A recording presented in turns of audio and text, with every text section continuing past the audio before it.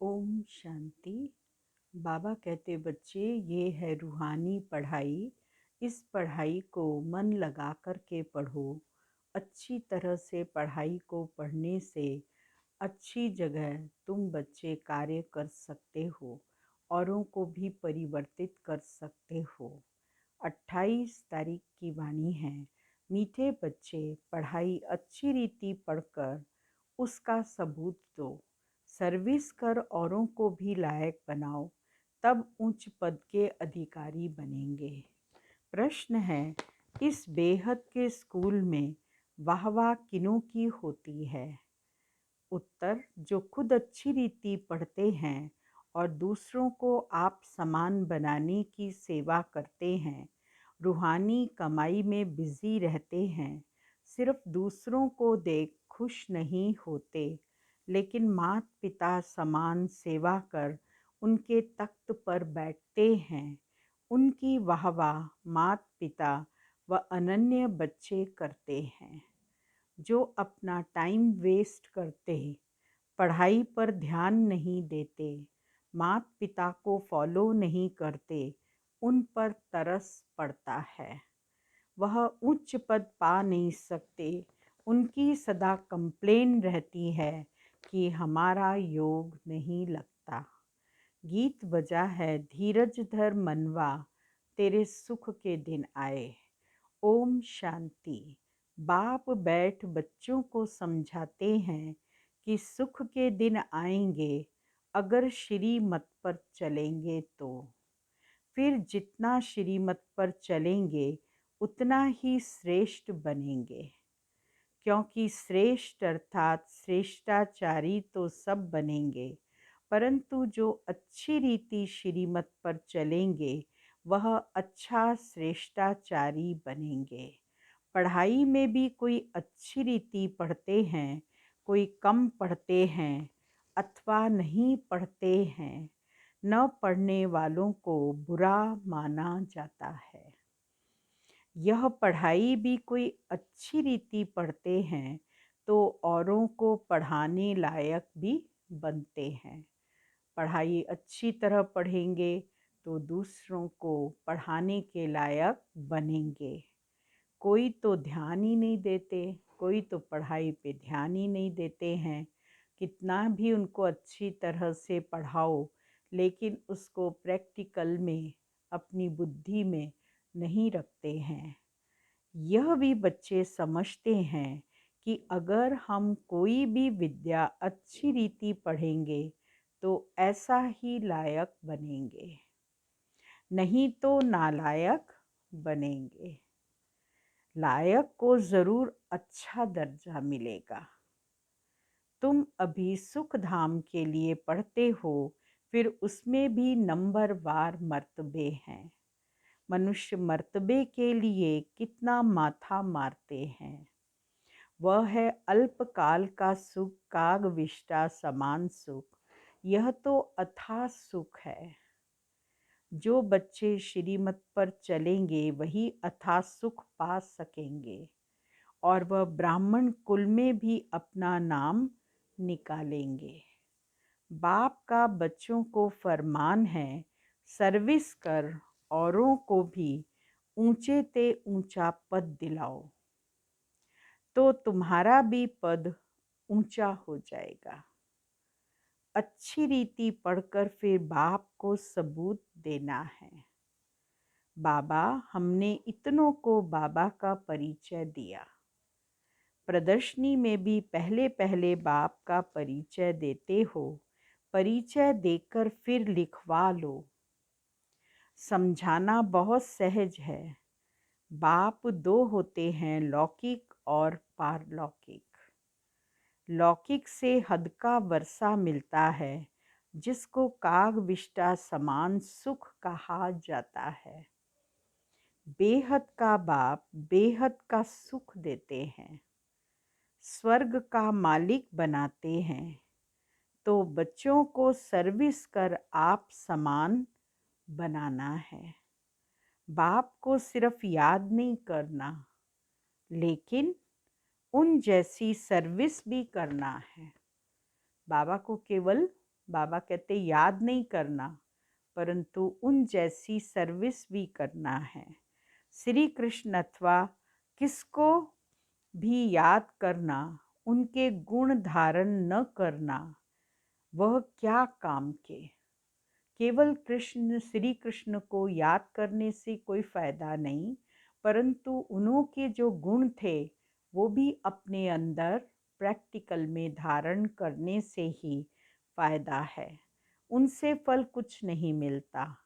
भक्ति मार्ग में भी देवताओं को याद करते करते नीचे उतरते जाते हैं। अब मम्मा बाबा भी सद्गति करने की सर्विस में लगे हुए हैं।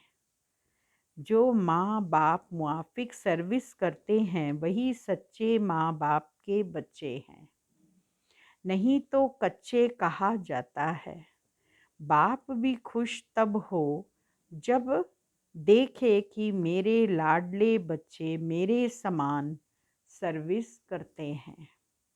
लौकिक रीति में भी जो बच्चे अच्छी रीति पढ़ते हैं वह बाप के दिल पर चढ़ते हैं, अच्छी कमाई करते हैं। यह भी तुमको रूहानी कमाई करनी है। इस रूहानी कमाई को भी अच्छी रीति करना है। सिर्फ दूसरों को देख खुश नहीं होना है। पढ़ाई पढ़कर और पढ़ाकर उच्च पद पाना है। पढ़ाई खुद भी पढ़नी है और दूसरों को भी पढ़ानी है, तभी तुम्हें उच्च पद की प्राप्ति होगी। तब माँ बाप अनन्य बच्चे उनकी वाह वाह करेंगे। यह बेहद का स्कूल है, हजारों यहाँ पढ़ते हैं। जो अच्छी रीति नहीं पढ़ते वह खुद भी समझते होंगे कि हमारा योग पूरा नहीं लगता है। वह बच्चे बाप की दिल पर चढ़ नहीं सकते। बच्चे बने हैं तो माँ बाप पालना तो करते हैं ना। फिर भी बाप समझाते हैं, मात पिता और अनन्य बच्चों को फॉलो करो। सर्विस तो बहुत करनी है। वह सोशल वर्कर करोड़ों की अंदाज में होंगे। तुमको रूहानी सोशल वर्कर बनना है। अगर ज्ञान है तो, नहीं तो समझेंगे पूरा ज्ञान नहीं है। ज्ञान के बदले अज्ञान जास्ती है, जिस कारण पदभ्रष्ट हो जाएगा। उच्च पद पा नहीं सकेंगे। बाप को तरस पड़ता है। हर पढ़ाई में पुरुषार्थ जरूर चाहिए। पुरुषार्थ बिगर पास हो नहीं सकेंगे। कोई 2-3 बारी फेल होते हैं तो अपना टाइम वेस्ट गंवाते हैं। तो कम पढ़ने वालों को जो अच्छी रीति पढ़ते हैं उनका रिगार्ड रखना चाहिए। जो पढ़ाई अच्छी तरह से पढ़ते हैं, जो पढ़ाई में होशियार हैं, कम पढ़ने वालों को उनका रिगार्ड रखना चाहिए, क्योंकि वह बड़े भाई बहन हो जाते हैं। मम्मा बाबा मिसल सर्विस करते हैं। अच्छी सर्विस करने वालों को जहाँ तहाँ बुलाते हैं। तो समझना चाहिए, क्यों ना हम पुरुषार्थ कर ऐसा बने, औरों को आप समान बनाएं। बेहद के बाप का परिचय देना है कि उनसे कैसे बेहद का वर्षा मिलता है।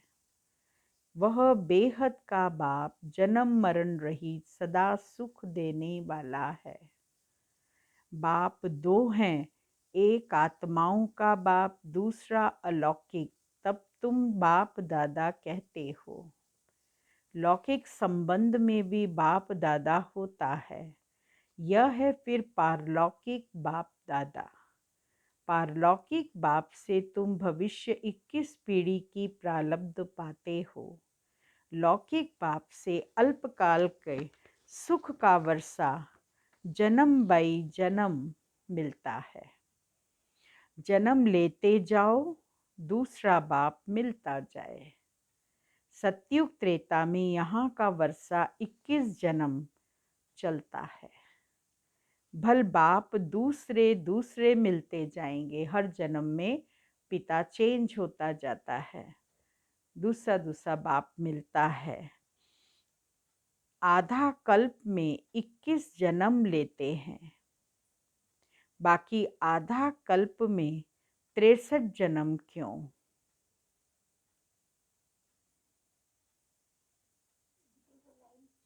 लाइन छूट गई ना। पारलौकिक बाप से तुम भविष्य 21 पीढ़ी की प्रारब्ध पाते हो। लौकिक बाप से अल्पकाल सुख का वर्षा जन्म बाई जन्म मिलता है। जन्म लेते जाओ, दूसरा बाप मिलता जाए। सतयुग त्रेता में यहाँ का वर्षा 21 जन्म चलता है। भल बाप दूसरे दूसरे मिलते जाएंगे, परंतु हम सुख धाम में ही रहते हैं। फिर द्वापर से माया का राज्य शुरू होता है। फिर हमारी धीरे धीरे उतरती कला होती है। यह बुद्धि में रहना चाहिए। जब उतरते हैं तो जल्दी जल्दी जन्म लेते जाते हैं। आधा कल्प में 21 जन्म लेते हैं, बाकी आधा कल्प में 63 जन्म क्यों? पतित होने से धीरे धीरे उतरते जाते हैं। पतित बनते हैं तो जन्म जल्दी जल्दी होते हैं, इसीलिए वहाँ 63 जन्म और उससे पहले 21 जन्म लेते हैं। जब बाप आए तो हम एकदम उतर गए थे। अभी तुम संगम युगी ब्राह्मण बने हो, भल तुम्हारा कलयुग के साथ कनेक्शन है, परंतु अपने को संगम युगी समझते हो। जानते हो बाबा हमको परमधाम का मालिक बना रहे हैं। ग्रस्त व्यवहार में रहते हुए तुम समझते हो वह कलयुग में रहने वाले हैं, हम संगम युग में रहने वाले हैं। वह विकारी बगुले हैं, हम निर्विकारी हंस हैं। सिर्फ बाहर से नहीं दिखाना है, अंतर्यामी बाबा अंदर से जानते हैं। बाप समझाते रहते हैं, बच्चे कोई पाप कर्म नहीं करो। कहा जाता है कख का चोर सो लख का चोर। जो कख का चोर है वही लख का चोर भी बनता है। एक बार चोरी करते हैं, फिर 1-2 वर्ष शक रहता है। एक दफे किसी ने चोरी कर ली तो फिर उनके ऊपर शक रहता है। शक मुश्किल ही मिटता है, तो ऐसा काम करना ही क्यों चाहिए? यह सब काम माया कराती है। जब माया माथा मोड़ लेती है तब स्मृति आती है, हमने यह क्या किया। फिर बाबा से क्षमा मांगते हैं। बाबा कहते हैं अच्छा बच्चे, हर्जा नहीं, फिर नहीं करना। अच्छा हुआ जो भूल बताई, नहीं तो वृद्धि हो जाती। बाबा को लिखते हैं हमने क्रोध किया, काला मुंह किया, अपना भी तो स्त्री का भी किया। बाबा लिखते हैं बाप का बनकर प्रतिज्ञा कर काला मुंह किया, ब्राह्मण कुल को कलंक लगाया, सजा के अधिकारी बन जाएंगे। ऊंचे ते ऊंचा है ब्राह्मण कुल, देवताओं से भी ऊंचा है। तुम ब्राह्मण भारत को पतित से पावन बनाते हो। तुमने सतयुग त्रेता में 21 जन्म राज्य भाग किया, तब सुंदर थे।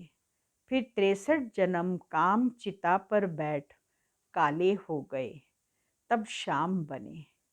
कहते हैं सागर के बच्चे काम चिता पर बैठ खत्म हो गए। फिर सागर ने ज्ञान वर्षा की तो जाग पड़े, गोरे हो गए। इस श्री कृष्ण की आत्मा को 84 जन्म जरूर लेने हैं। 21 जन्म सुंदर, 63 जन्म शाम।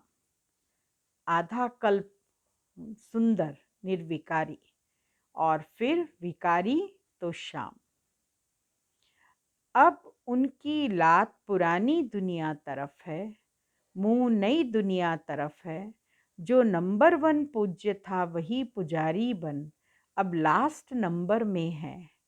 खुद ही पुजारी बन नारायण की पूजा करते थे, अब खुद ही पूज्य नारायण बनते हैं। इनको ही फर्स्ट नंबर में जाना है। ब्रह्मा का दिन स्वर्ग, ब्रह्मा की रात नरक।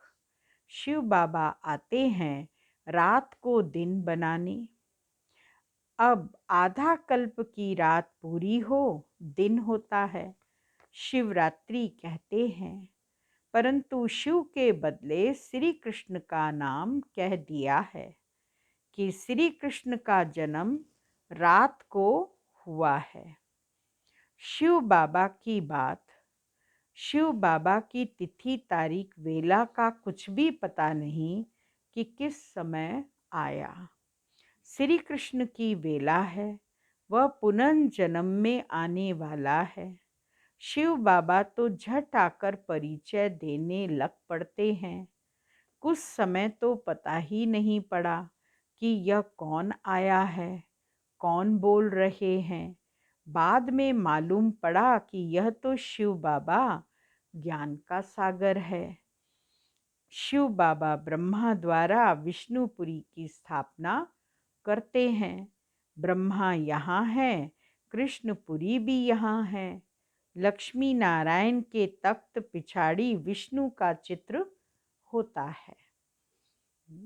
बहुत समय तक तो बच्चों को यही पता नहीं चला कि ब्रह्मा बाबा के तन में किसकी प्रवेशता हुई है, और शिव बाबा प्रवेश कर स्वर्ग की स्थापना का कर्तव्य कर रहे हैं। ये धीरे धीरे ज्ञान मिला तो फिर पता चला कि ब्रह्मा भी यही है, यही आत्मा फिर ब्रह्मा से श्री कृष्ण के पद को प्राप्त करती है और साथ साथ लक्ष्मी नारायण के रूप में राज्य करती है, पूरे विश्व का मालिक बनती है। सतयुग के अंदर लक्ष्मी नारायण के तख्त के पीछे, क्योंकि वैष्णव घराना है, इसीलिए विष्णु का चित्र होता है। परंतु ज्ञान कुछ भी नहीं, जैसे गवर्नमेंट का त्रिमूर्ति चित्र है। यह समझने की बात है। बच्चे जास्ती नहीं समझते हैं। भला लौकिक परलौकिक बाप का कॉन्ट्रास्ट तो समझते हो ना। याद भी करते हैं, हे पतित पावन, हे रहम दिल, हे दुख हरता सुख करता। सतयुग में कोई याद नहीं करते। बाप यहाँ ही सब मनोकामना पूरी कर देते हैं। सतयुग में तुमको इतना अथाह धन मिलता है जो वहाँ माथा मारने की दरकार ही नहीं। तुमको श्रीमत पर चलना चाहिए। जो नहीं चलते गोया निधन के हैं। उनको कहा जाता है बगुला, तो हंसों को बगुलों के साथ भी रहना पड़ता है। जो परमात्मा की श्रीमत पर नहीं चलते, नियमों पर नहीं चलते, वे बगुले कहलाते हैं। तो जो चलते हैं उनको फिर उनके साथ भी रहना पड़ता है। तो हंसों को बुगलों के साथ भी रहना पड़ता है। गृहस्थ व्यवहार में तो रहना ही है। इसीलिए रिपोर्ट आती है, भाई झगड़ा करता, फलाना झगड़ा करता, दुनिया में झगड़ा ही झगड़ा है। पवित्रता पर भी झगड़ा चलता है। खान पान की परहेज रखनी होती है तो बहुतों के लिए मुसीबत हो जाती है। बाप कितना समझाते हैं, याद में रहकर भोजन खाओ। डायरेक्शन अमल में नहीं लाते हैं, प्रैक्टिस करनी चाहिए। तुम हो पतित दुनिया को पावन बनाने वाली शक्तियाँ। याद से पाप भस्म हो जाते हैं। मेहनत है बहुत, इसलिए कोटों में कोई निकलता है। पुरुषार्थ करते भी फेल हो जाते हैं। आशीर्वाद बाबा का बनंती, बाबा बाबा कहंती, फिर भी श्रीमत पर नहीं चलते तो गिरंती और भागंती। माया खींचती है तो बाप को फारकती दे देते हैं। कल्प पहले जो हुआ है वही रिपीट होना है। इसमें मेहनत चाहिए। जो श्रीमत पर चलते वही धारणा कर सकते हैं। मम्मा बाबा कहकर फॉलो नहीं करेंगे तो दुर्गति को पाएंगे, अर्थात कम पद पाएंगे। अनपढ़े पढ़े के आगे भारी ढोएंगे। नौकर चाकर बनेंगे। जो ब्राह्मण नहीं बनते वह प्रजा में पाई पैसे का पद पाएंगे।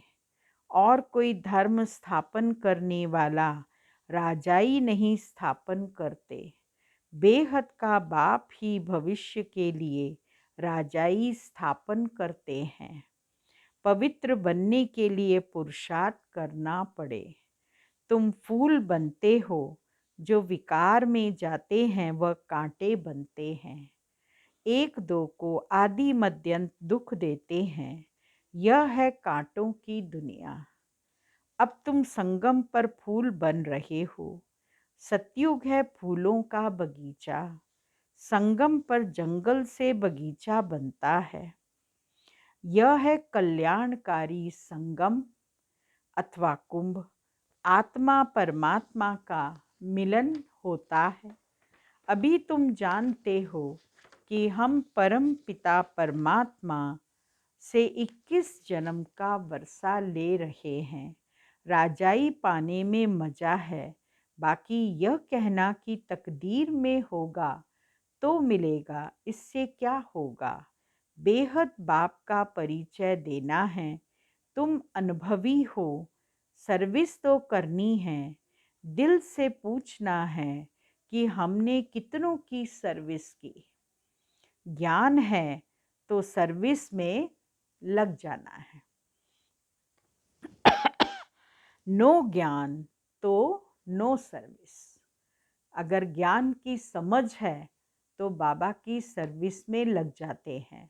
और अगर ज्ञान को नहीं समझा है, बाबा के ऊपर निश्चय नहीं है, तो बाबा कहते फिर उनको सर्विस के प्रति कोई इंटरेस्ट नहीं रहता। तो नो उच्च पद, न ज्ञान, नो ज्ञान तो नो सर्विस और नो उच्च पद। तकदीर में नहीं है तो पुरुषार्थ भी नहीं करते हैं। अच्छा, मीठे मीठे सिकिलदे रूहानी सर्विसेबल बच्चों प्रति रूहानी बाप व दादा का याद प्यार और गुड मॉर्निंग। रूहानी बाप की रूहानी बच्चों को नमस्ते और रूहानी बच्चों की रूहानी बाबा को याद प्यार गुड मॉर्निंग नमस्ते। मुख्य सार है पहला पॉइंट, बाप के डायरेक्शन को अमल में लाना है। खान पान की पूरी परहेज रखनी है। याद में रहकर भोजन खाने का अभ्यास करना है। दूसरा पॉइंट है, मात पिता की तरह सेवा करनी है। अपने बड़ों का रिगार्ड ज़रूर रखना है। रूहानी सोशल वर्कर बन सबको बाप का परिचय देना है। वरदान है, कल्याणकारी समय की स्मृति से अपने भविष्य को जानने वाले मास्टर त्रिकालदर्शी भव। यदि आपसे कोई पूछे कि आपका भविष्य क्या है तो बोलो हमको पता है, बहुत अच्छा है। क्योंकि हम जानते हैं कि कल जो होगा वह बहुत अच्छा होगा। जो हो गया वो भी अच्छा, जो हो रहा है वह और अच्छा, और जो होने वाला है वह और बहुत अच्छा। जो मास्टर त्रिकालदर्शी बच्चे हैं उन्हें निश्चय रहता है कि कल्याणकारी समय है। बाप हमारा कल्याणकारी है और हम विश्व कल्याणकारी हैं, तो हमारा अकल्याण हो नहीं सकता। स्लोगन: समाप्ति के समय को समीप लाना है तो संपूर्ण बनने का पुरुषार्थ करना है। ओम शांति। आज का पॉइंट है